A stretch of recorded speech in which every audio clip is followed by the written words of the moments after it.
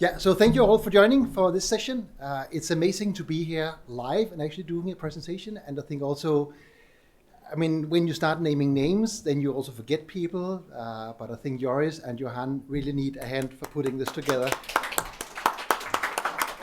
with the help of their teams and all the good sponsors. But I think it's great to be here and proving that, yes, we can still meet and talk and shake hands and exchange data and stories. So is it safe? Is, as some of you might have guessed, a reference to the old movie The Marathon Man. I'll not show you a clip because if people have a little anxiety about dentists, then it's not going to get any better.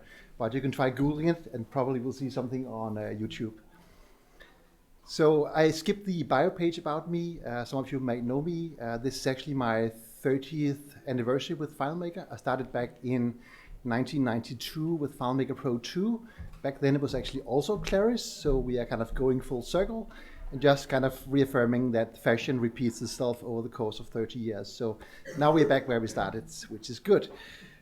Since then, I managed to pick up a master's degree in software development, and I've been doing a bit of everything, a bit of consulting, also in-house work. And now I'm director of IT development and infrastructure at DRS, a Story Report organization based in Copenhagen and with also campus in Stockholm.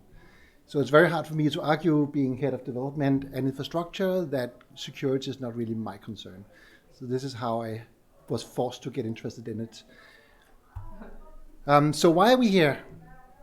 Well, that's going to set the scene first in a few slides. Then I'll talk a little bit about standards for security and also why we need standards. And then I'll spend some time showing you what actually one concrete standard, that is the NIST cybersecurity standard, actually holds and how it can be useful. And then finally, we'll look at how security could apply to FileMaker and our world. Yes. Otherwise, Heidi, if you could open the door if somebody knocks, then all's going to be good. So first, why are we here? Should we worry about cybersecurity at all? And apparently we should. The Danish Center for Cybersecurity do like an annual landscape of what the threats are. And we can see cyber espionage is very high. Cyber crime is very high. Cyber activism is low to medium. So you can say this is about getting money from people. This is more about getting your message across. Destructive cyber attacks, that's more like war, is actually at low. And cyber terrorism is at none, which is pretty amazing because this is August 2022, way into the war in Ukraine. So some people might have feared that actually we would get very high on cyber terrorism or destructive attacks. And that hasn't been the case so far. And even on the activism, it's low, at least in Denmark. It might vary in your respective country. So apparently, cybercrime and cyber espionage is where we should be concerned. And looking back at history, there have been quite a few remarkable examples. I've just tried to pinpoint a few with a slight Scandinavian tone to them. First, the big one back from 2017, NotPetya. That was actually in this strange, not really war, but still war between Ukraine and Russia, where Russia planted,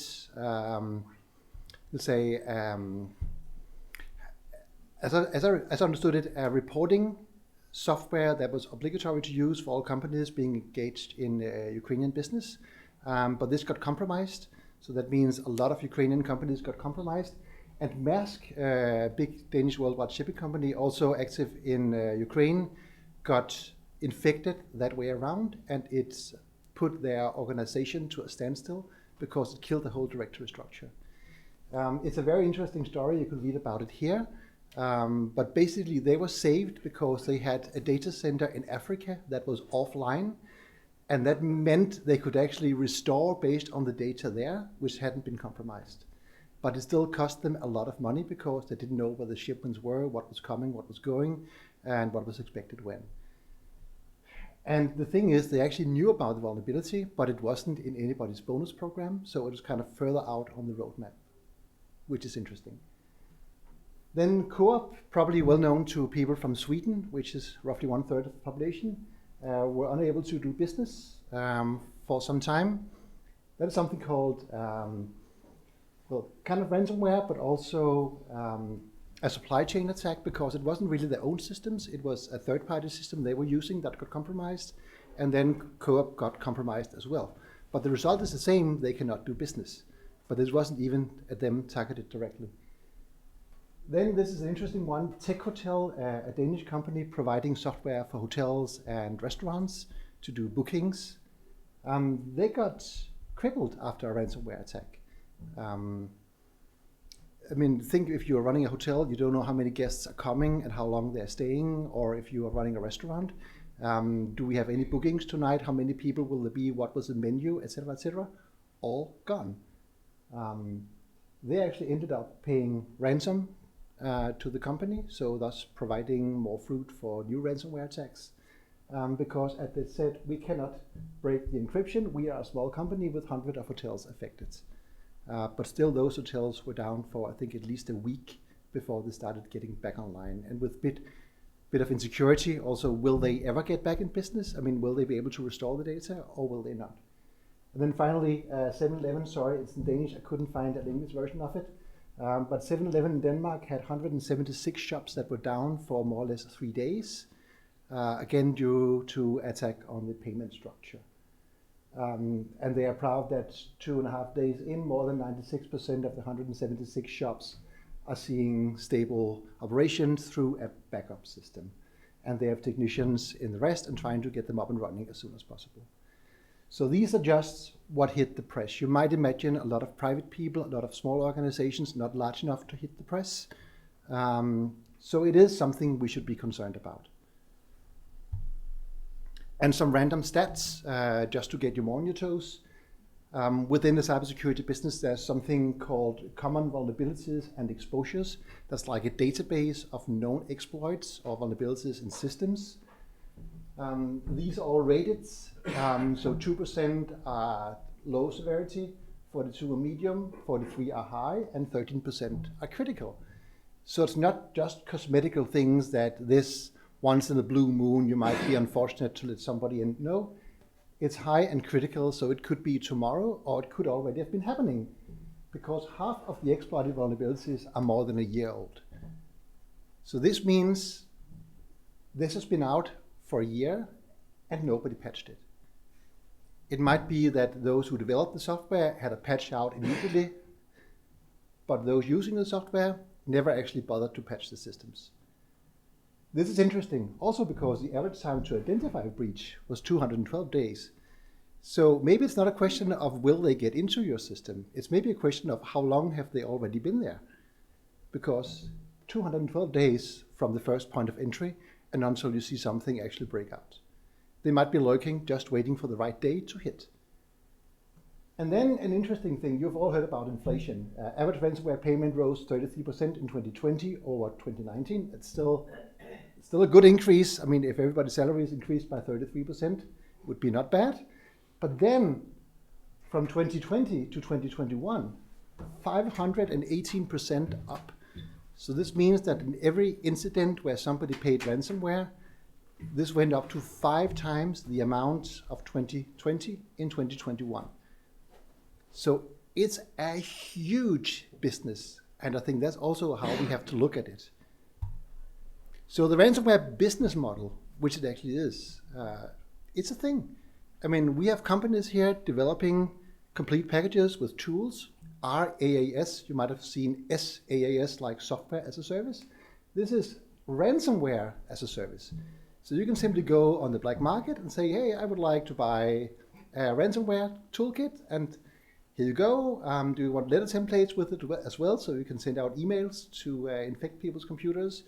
We can also help you set up shop, so receive payment. And we also have a model for support centers, because it's important to give the customers, those where you have encrypted their data, give them a good customer experience so you ensure you actually get the payment for helping them get their data out. And it said there's no honor amongst thieves, but it appears that if you pay ransomware, you actually very often do get your data back. And then you might be hit again half a year later, but that's a different story.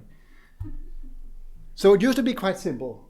We have encrypted your data, pay us to get the key. Good, simple business model, everybody gets it. You want your data, we want the money, good exchange, all is good. And then you might say, ha, I don't care, I have good backups. So you can take your encrypted data and take them where the sun never shines. This is how they then improve the model. Ha, we will just make your data public. This could be personal data, which apart from your loss of reputation might also cost you a lot of money during GDPR regulation.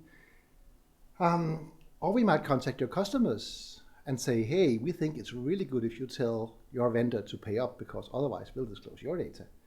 Or we can contact our partners and say, hey, you are working with this person and they're not really a good partner. So maybe you want to find different partners, or you should tell them to pay up because your data could be at risk too. Or we can contact your competitors and say, hey, do you want a good customer database? We have something here for you. Who's going to be the highest bidder, you or your competitors? I mean, it's all a great market. There are no rules. The rule is if there's money to be made, then there's a business opportunity and somebody will jump at it if they can. So that's the business model we are up against. So standards. Why do we need to talk about standards and cybersecurity? Well, I think standards, something, I mean, we all know standards. We kind of like them. We like it when we have things that work together, like chargers for phones, etc. But sometimes we don't feel the standards really are right for us, which is why you have so many, so there's somebody for everybody's need. But standards could also be gaining a language or a taxonomy. So we actually agree when we talk about a problem or an area, what it is we are talking about. So we share the same language, we use the same terms. So to take you to something more friendly, wine. So when talking about wine, I mean, everybody has their opinion. Do you like white wine? Do you like red wine? You don't like wine at all. What kind of wine? We might all have our own language for it. And we will swirl and we will sniff and say, this tastes, or this smells like barnyard or manure or whatever. But there's actually a language, a taxonomy, a standard for tasting wine. Like when you sniff, what is it, bouquet? Is it like oak, or is it late harvest, or is it fortified, or aged white wine, or aged red wine? So, okay, this has some oak to it. Swirl a little more. Okay, so is it woods or nuts or spices? I think it's nuts. Okay, a hazelnut, almond, or coconut. So this is a way to say, okay, we start from the center. So what's the smell? We go one out. This is probably something people can agree on. We go further out, it gets more detailed. But it's still a taxonomy for describing an area, which is somehow very hard to describe because it is so personal how your taste and how your sense of smell work. But this is actually a way to gain a common language, and you can also get certified as a wine taster or sommelier.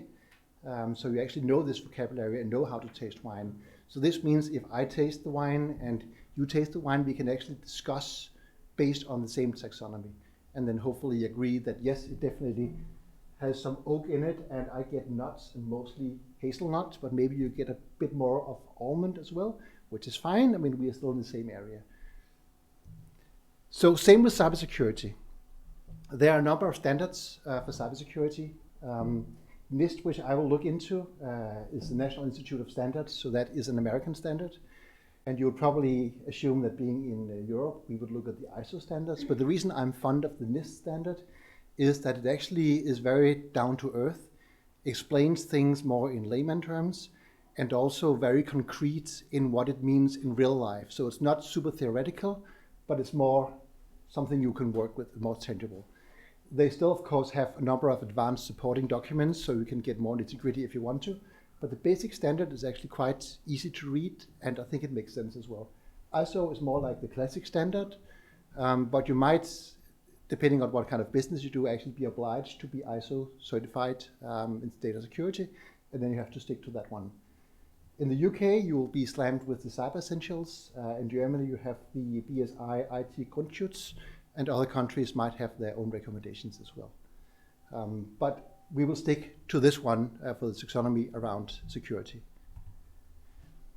So NIST have something they call a framework, and then they have implementation tiers.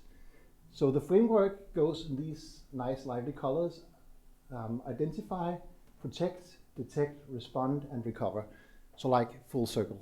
We'll get back to it in minutes. And then they have some core function, they have some tiers, and they have a profile. And before you leave this room, you will know what all these terms mean. But this is more or less what the standard is all about. So the framework core functions identify, that's about managing your cybersecurity risk to systems, assets, data, and capabilities. So that is really knowing your landscape. I mean, what systems do you have running? What is your supply chain like? Who do you work together with, et cetera, and also assessing, I mean, are we as a company more or less vulnerable than the average? I mean, are we doing something that people really like, or do we do things that people really despise, or are we just another vendor?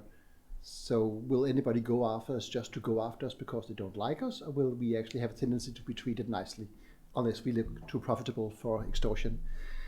Then protect is what most of us hopefully try to do. We try to build in safeguards in the actual systems. Detect, that is the capability of actually realizing that you are under attack or somebody is compromising your data. Respond, obviously, if you are under attack, how well apt are you at mitigating that attack? And then recover, can you actually get back on your feet? Because it doesn't really help that you can detect and respond if you're not able to get back on your feet. And I think usually we would feel that maybe we are in this area protecting the systems and maybe also detecting, but respond and recover could be us, could be somebody else as developers. Identify could be somebody else as well. But this also means that suddenly we have the whole ecosystem of what cybersecurity is about, and we know where maybe we need to focus, and then we have to ensure somebody else will focus on the other areas. So going further down, again, we have identify, protect, detect, respond, recover. These are the functions. Then we go into categories.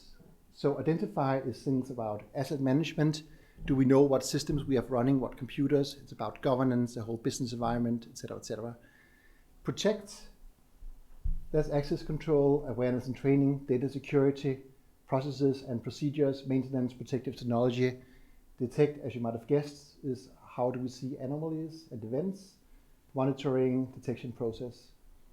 Responding is planning how to respond.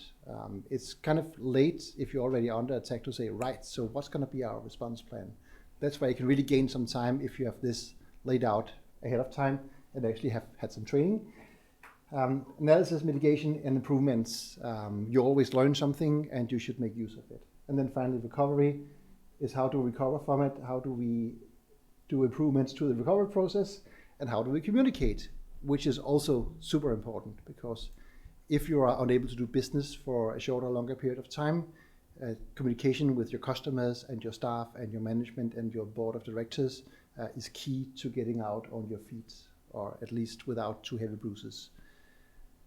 You'll also notice now it starts looking a little bit more standard-like. I mean, we get strange abbreviations like ID.am or ID.be, or down here, PR.ds. So protects, PR, DS, data security. So now we are almost ready to slam you with numbers, and they are here. So again, function, identify, these are the categories, and these are the IDs, and then each of these, like business environment, will have a number of subcategories.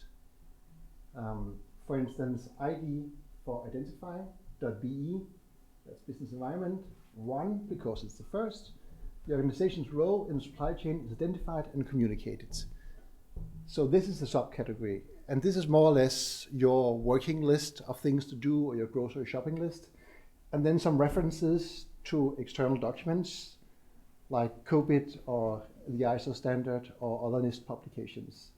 So helpful link if you want to go down to these. I think we have all in all 108 by and large of these subcategories across all the functions. So it's pretty detailed.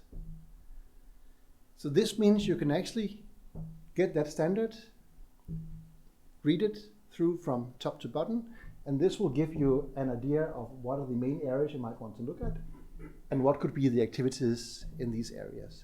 So even if you don't adhere to the standard, there's a lot of inspiration. So this might look a little blurry. That's actually not how it is. If we go into some of the very concrete technical subcategories, PR, that means we are in protection. Remote access is managed. Yes, I mean, we need to figure out how we can keep remote access to our systems under control. That makes sense. Users' devices and other assets are authenticated, single factor, multi-factor, commensurate with the risk of the transaction. Good. So it means if we have something that's vulnerable, then we have to make sure that there's good authentication in front of it. If it's not that vulnerable, then maybe we don't need to make the same protection. So again, it has to be commensurate with the risk. And this is actually important because the standard doesn't mean you have to do everything to the full extent. It has to be in balance. Data at rest is protected. This also rhymes a little bit with FileMaker terminology, I think. Data in transit is protected. Also sounds a little FileMaker-like. You can also see check marks getting on your list. This is good, we can do this. Yes, we can do this. Backups observation are conducted, maintained, and tested, right? So good, helpful, very concrete things to look at and say, yes, do we have this under control? Or if not, then what's our plan for getting it under control? Less technical, and this is where we really, as developers or business owners, may be more challenged. All users are informed and trained. I mean, if you design a system, it might not be your responsibility to actually train the users or train new people coming in after you handed over the system and went your happy way. Remote maintenance of organizational assets is approved, logged, and performed in a manner that prevents unauthorized access. I mean, yes, it makes a lot of sense, but it's harder to just put a check mark next to. And then we have the response plans, which are core and crucial, but of course also a lot more work. Newly identified vulnerabilities are mitigated, documented as accepted risks, and again, you know about the vulnerabilities, and then you say, are we ready to take that risk, or should we do something? Or detected events are analyzed to understand attack targets and methods. So again, if we don't look at things, if we don't detect, then it's hard to analyze, understand targets and methods. So less technical and also harder to put a check mark next to because there's more work behind it. So implementation tiers, what does this mean? Because this is the next paradigm of the risk. So we had the functions. This is how far we're going to go.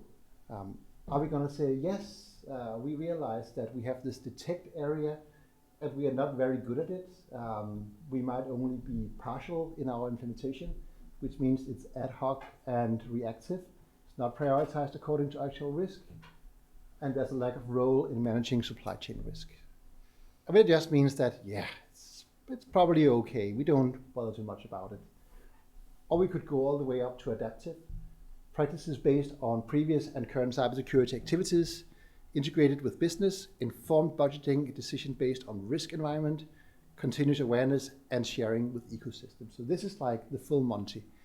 I mean, we take this seriously, we monitor, we set aside money for it, we prioritize, we discuss with our peers and partners, so we learn, and then we make the things we learn flow back into getting better awareness in detect, respond, etc., areas. So this is what gets you to the profile. So again, we have identify, protect, detect, respond, recover. So these are the functions. And then we have the tiers down here. And our profile is simply, where are we? How good are we at identifying? How good are we at protecting? How professional or mature are we at detecting, responding, and recovering? So this would be the concrete risk profile of a particular company within cybersecurity. And then you can say, but is this good or is it bad? It depends. I mean, it could be that this is absolutely fine for you. You don't need to be any higher. I mean, don't expect to have check marks down here. But you need to have, you could say, an informed decision whether this is where we want to be or not. And it could be this is where we want to be, but you don't know. So this is where we get to the next spot. And that is the risk management. And that's where we see the tiers from the executive level. That's where you say, what is the organizational risk where do we see our role? I mean, are we at danger, or are things good? And what is our appetite for risk? Is it okay that we are risky, or would we want to sleep better without worrying about cybersecurity? So they will set priorities, set their risk appetite, and they will budget so we know how much money is available. This flows down to the business process level in the middle, where we look at sort of the overall picture. It gets more technical now, we're implementing the strategy, and then flows down to operations, where we actually would put in safeguards or other things. So 3 levels, but again, you have to set the appetite for risk first to say, I mean, how safe do we actually want to be? And then we have people like us down here who are like, okay, so these are the safeguards we need to put in place. Or there could be things in the middle as well around processes. And the process would be, if you want to go through with this, first you prioritize in scope, then you identify at the systems, and then you create your current profile. So when we are at step 3, we know what systems we have, we know our role, we know how everything sort of works, what the ecosystem is, and we know what tiers we are in. So more or less when we are at step 3 here, we have identified this curve. So this is our current profile. But then beyond, we conduct a risk assessment, and then we say, right, so given that we know that we are here, and this is kind of what the risks are, this is where we want to be. I mean, this is the target profile. It might be that, again, going back to the previous slide, it might be that at protection we are risk informed. We might actually want to be down to repeatable because we want to be stronger in the protection. It could be that we also think response, we want to make that risk informed rather than just partial. So we might create a target profile where our check boxes move further down. I think it's hard to argue that it should go the other way, but it could be that you're going crazy around detection and you say maybe we would rather use some funds that you spend on detection to improve some of the other areas where we are more vulnerable. But again, it's an informed decision. We know what the landscape is, we know what we are doing, and you have to know what the landscape is before you can make an informed decision. So then, of course, and this sounds super easy, then we determine, analyze, and prioritize gaps. So we say, right, we are up here, we want to go down there. What does it take for us to get on that journey? And then we implement the action plan. So this is in the best of all worlds, where you have the whole organization on top of it, where you have the executive level and the in-between level and the operational level all on the same board. But in order for the process we just looked at to work, it has to come from up here and be sponsored from up here. And that's very often not the scenario. Unfortunately, some people still see IT security as just an expense and not an investment, and that can make it difficult to make more funds. Could be like you are bidding to develop a system and you are quoting a price. And then, of course, as the good Claris developers you of course are adding resources within your quote to cover security. And then you have a competitor who doesn't care about security and wants to win the bid and just takes it out. Who's going to win? Well, probably the one with the lowest bid, unless your client is focused on security. So this is what could make it difficult. And it could also be a very short-sighted decision on the client side, because if they are hacked or ransomware, then it might be a lot more expensive for them, again, going back to the figures, to actually pay up to get their data, not to speak of the loss of reputation and potential fines under GDPR regulation. So it's a bit like insurance policies. It's only when the accident is there, you know you should have taken out a policy. But until that point in time, it's just money out the window. And then we're done, right? I mean, that's it. We follow that fine process, and now we are NIST certified, and everybody lives happily ever after. And that, of course, is not how it is. It's an ongoing process. That's also why they have this circular structure, that you have to go back, you have to reassess, you have to reevaluate. New threats, the landscape is changing. It could be wars, it could be conflicts. It could even be very hostile competitors in the business environment going after you. and you need to reassess on an ongoing basis. So these were the general things. This was what standards are like and what the NIST standard does in particular. So now let's shift focus a little to the Claris platform and look at what security features we have available. And this is snipped and compiled from Claris' own information. So this is publicly available, and you will see references to it at the end of the presentation as well. So what can Claris Platform do for us? Well, we have authentication with accounts. So either internal accounts defined locally in the databases, or Active Directory, or in the FileMaker cloud using Claris ID. So we have account security. We have privilege sets that say if you have that account, what can that account actually do? We can encrypt data, both at rest and during transmission, which is great. And then server monitoring as well. So what you read here is more or less protect and detect, right? Going back to the NIST standard. So protect and detect, we have some tools. The rest is something you have to do on yourself or work together with other people to do. But these are the two areas where Claris actually provides some excellent tools for us to work with. So again, account security, there's a distinction which is important between authentication and authorization. So authentication is figuring out if you are actually who you claim to be.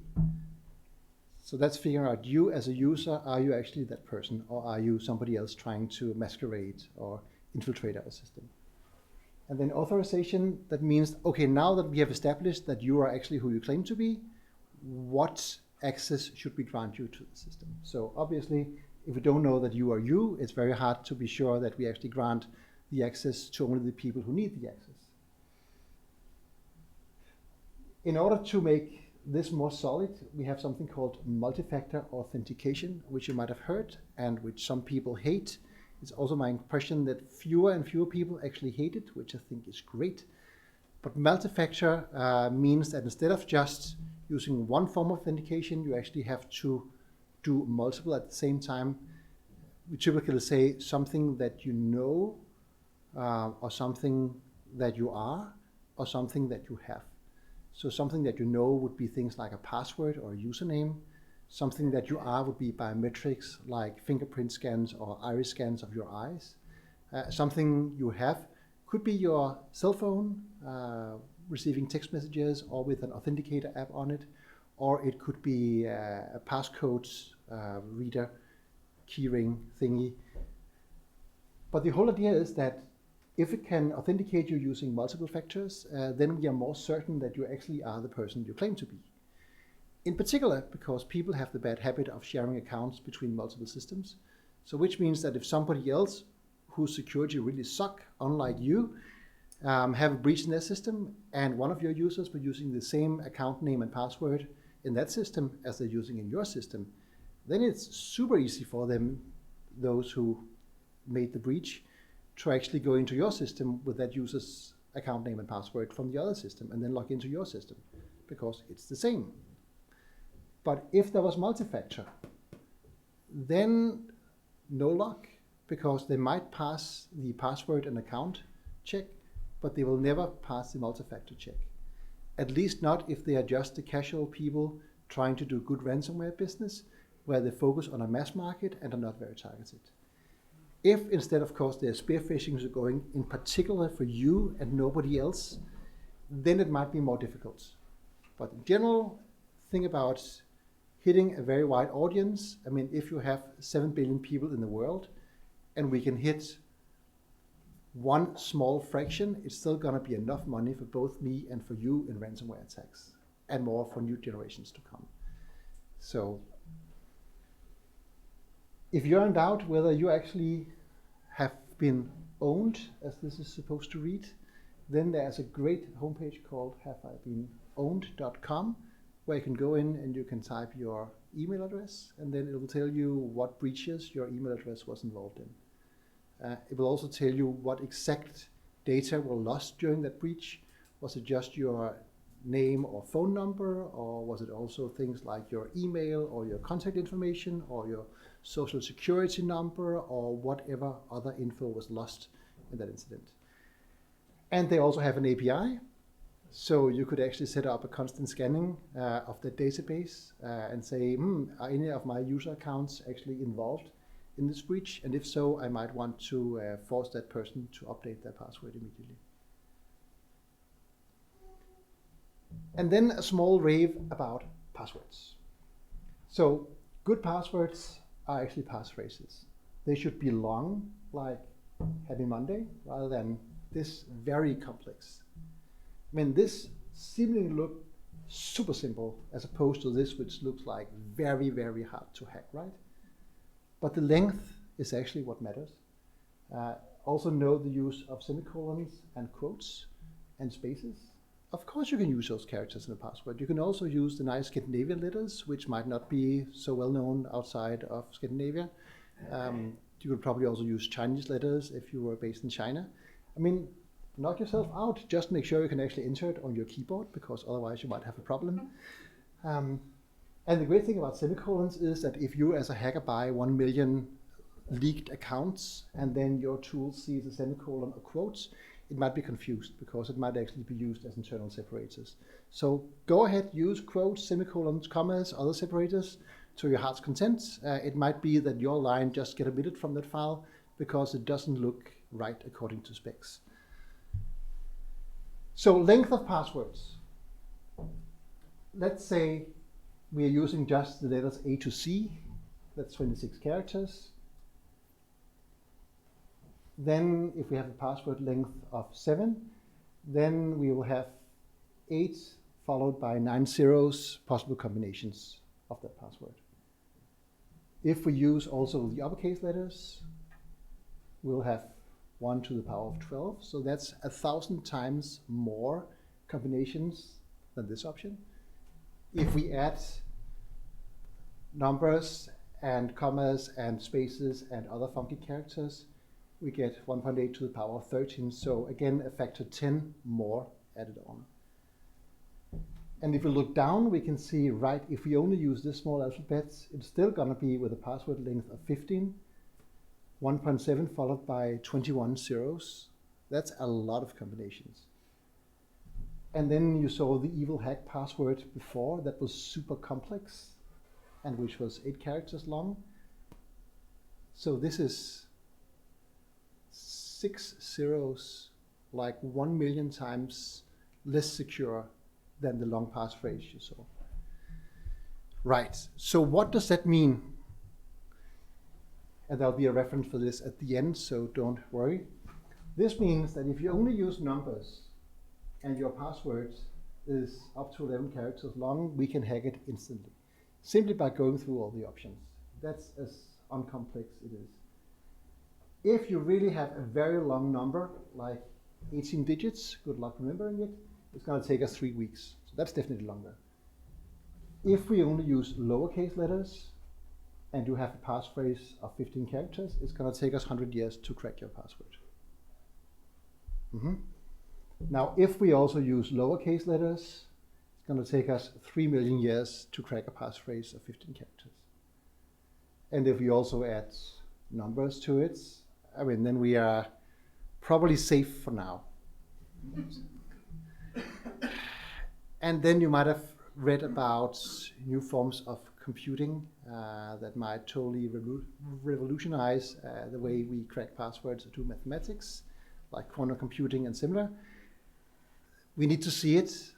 It's going to be out there, and it means we'll have to do some things differently, but so far we're on the good side.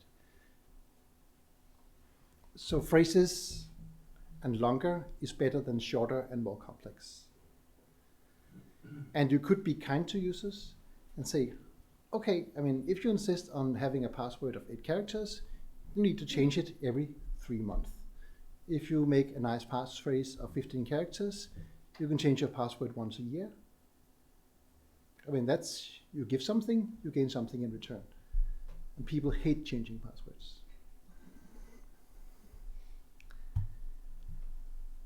Good. Then in FileMaker, we can also limit the damage and we can close the backdoors.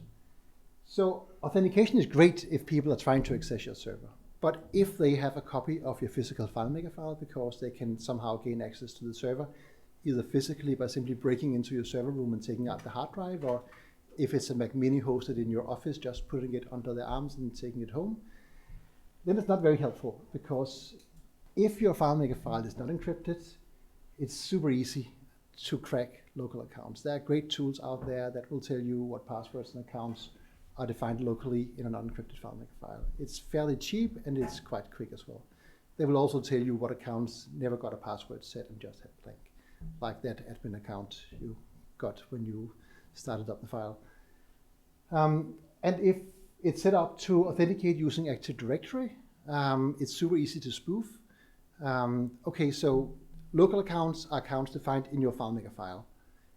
Active Directory accounts means you have a directory server which will also serve other applications within your organization. So it'll be your FileMaker server talking to the directory server.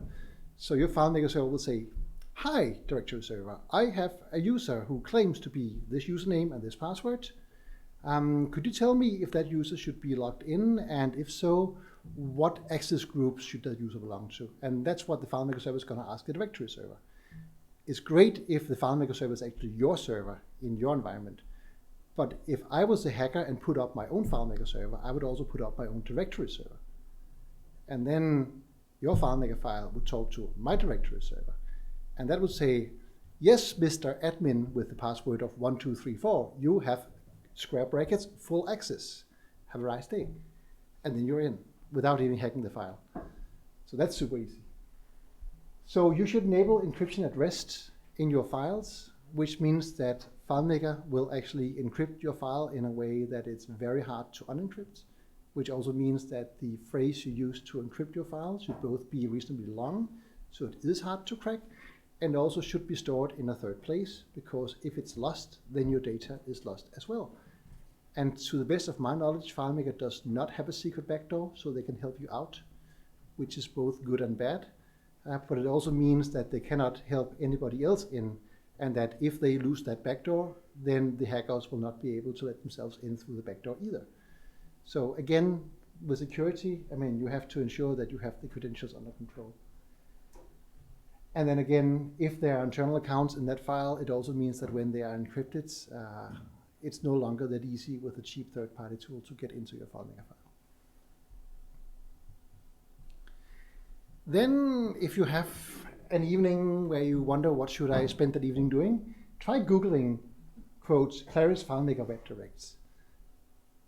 Because this is the default heading when you have WebDirect enabled on your FileMaker server. You will find a lot of pages that turn up. These are all FileMaker WebDirect servers.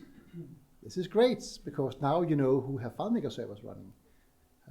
And then you can start probing those servers, maybe using some default account and passwords.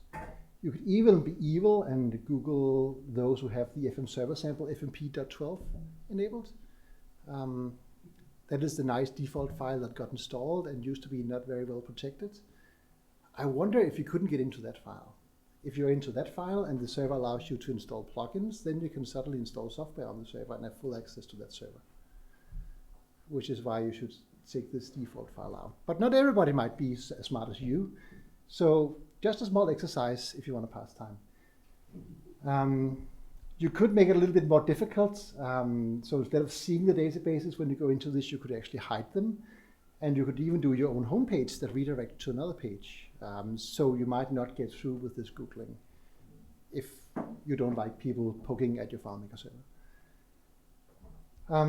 This own homepage works on Windows, Mac OS, and Linux. Doesn't work in FileMaker Cloud. So just for your information. Then there's something called security by obscurity.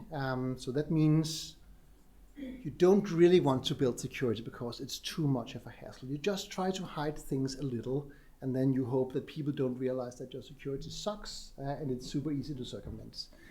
And it's like all magic. Until somebody sees through you, it might actually work, because for the untrained eye, the one might look like the other. So a classic way to do this is that Right. I mean, it's so much of a hassle to set up account privileges. So we will just hide the fields the user should not have access to, right? I mean, super safe and secure. User doesn't see them unless the user has the proper rights. Not so great if the user can actually export data, because it doesn't care whether the field is visible or not. You can just export it. And what if the user can access the layout tool and create a new layout, or can bolt on a different file? Then you are never the wiser, because yes, it might be hidden on your layout, but it's not going to be hidden on all layouts. And this is where I'll take a small step aside and do a small demo of this particular thing about files accessing data in other files, just to hopefully deter you from spending time doing security by obscurity. So I will escape out of this. I will launch my good old trusty FileMaker Pro. So I will do a very nice classic setup here. So I will create a new data file, and I will create a new interface file, kind of a well-known situation if you want your data to be shared across multiple applications. You want the data to reside in one file, and then you want all your layouts and most of your scripting maybe to reside in a different file. And then the idea is that using security by obscurity, of course, users will need to have access to the data file, but we will make sure that they cannot see any layouts in it. And then in the interface file, we will be very say sparse about what fields we show, and then we'll have different layouts for different users. So we will control the security using the interface file and only show the users the fields they should see there. So I will first create the data file, a new nice blank FileMaker database. We'll call that data. Is this fairly readable? Yes, people are nodding. Even the second last row are nodding. Yeah, last row is nodding as well. Yeah, I think I will just go in here, and then when I'm done saving, right, I will just go in here and tempt fate by shifting the display resolution to zoom.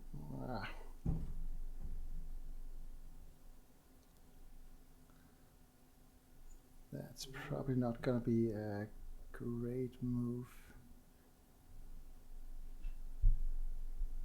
Nope. I don't think I dare doing that. I should have tried that before. I hope you can bear with it. It's not important. I will just create a field here. I will call secret. You can shut the lights down a bit. It'd be easier to. Right.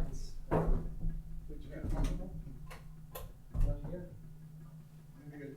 Nothing. Mm-hmm. They're behind the blinds. Behind the blinds. Are they?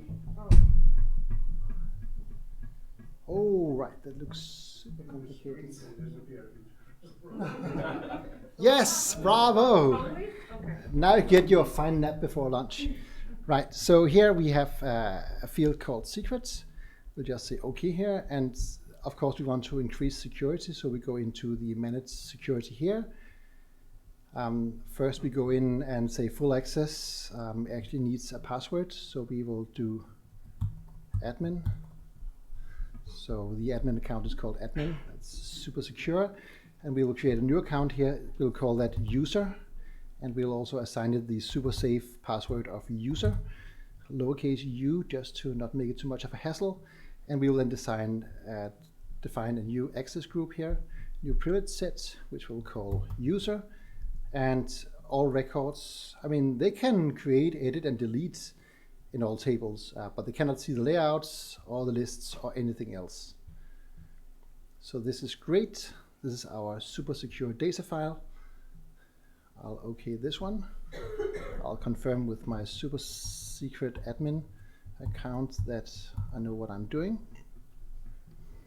This was the data file. Then I will also create the interface file. So I will call it interface here. I don't really need any data in it because it's just the interface file.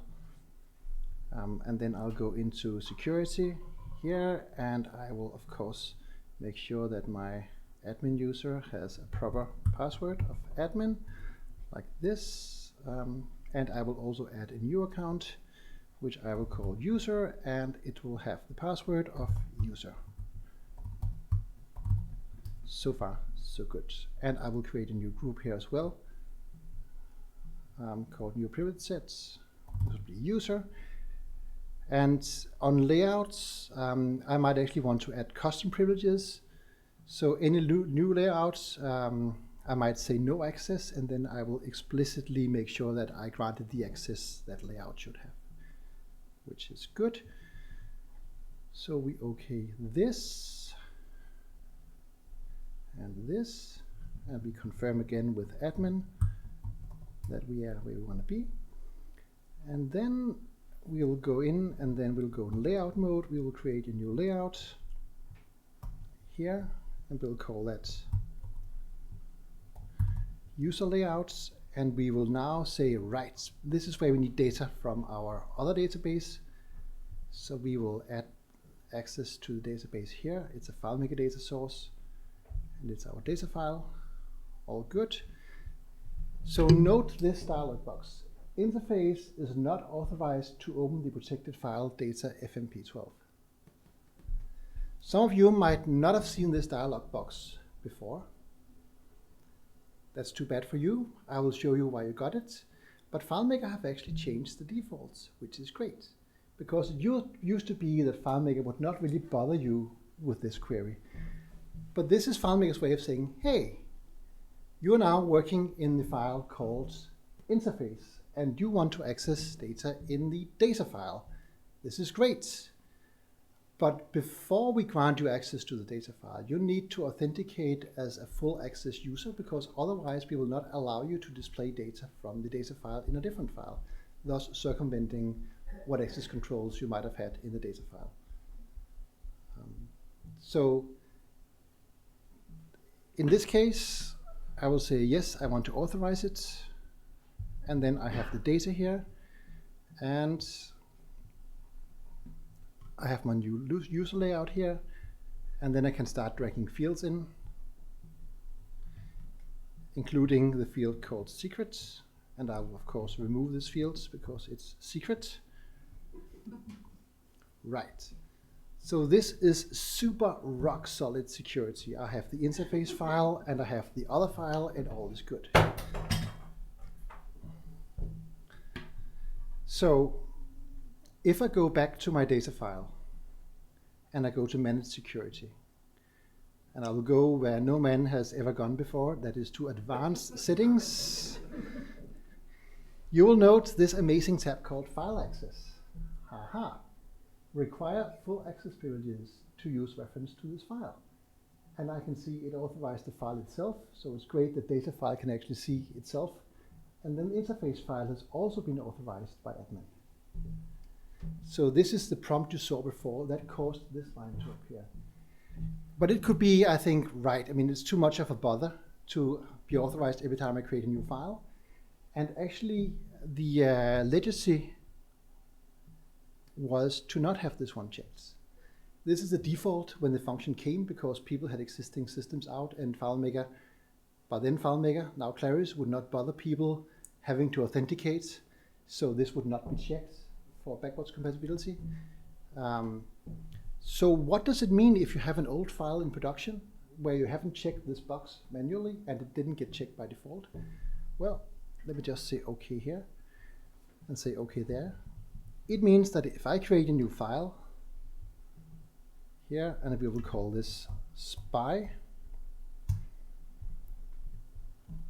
and then we will, of course, say whatever, but in relationships we will add something from our FileMaker data source.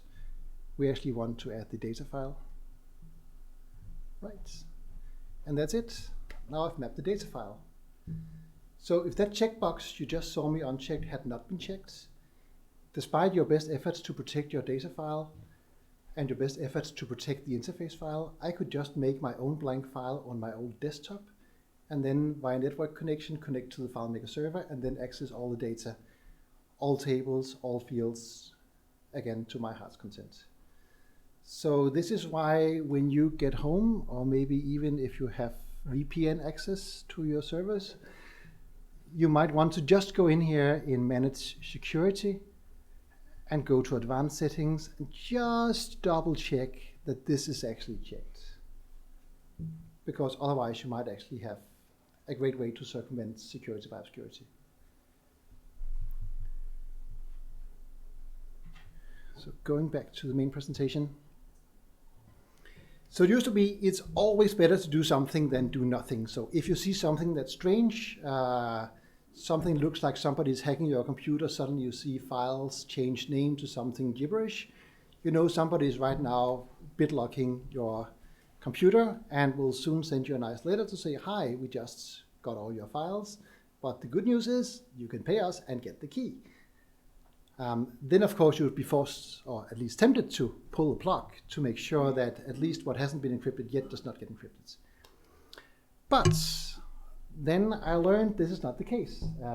Chris Moyer and Heidi Porter, who are sitting right here, actually did an interesting test together with Wim de Kort of a proof of concept. They actually took a Racketeer project demo setup, and that's really a ransomware simulator, so you can simulate what your system would behave like if it was under ransomware attack. And they fired it up on a FileMaker server, and then they saw something amazing. I mean, all files and backups were destroyed, but the live database was not touched. So the server actually kept running. The way these ransomware tools work is that they encrypt all files on the hard drive. That's kind of their MOU. But live files are locked, and the tools are not able to circumvent the lock on the live files because they are already in use. So they wouldn't be able to encrypt your live FileMaker files until that file was actually closed on the database. If you, for instance, shut down the server, or if you pulled the plug and started the server again, then they would also host your last files. So it might actually be that you want to keep your server up, and then you might want to save your live files rather than just pulling the plug. And then when you have saved your live files, then you have to figure out what to do.